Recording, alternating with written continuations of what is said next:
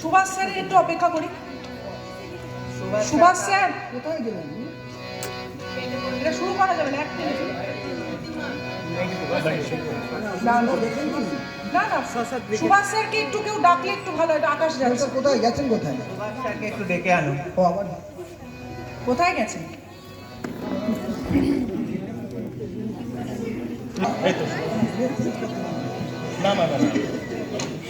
ও আচ্ছা আচ্ছা, ঠিক আছে।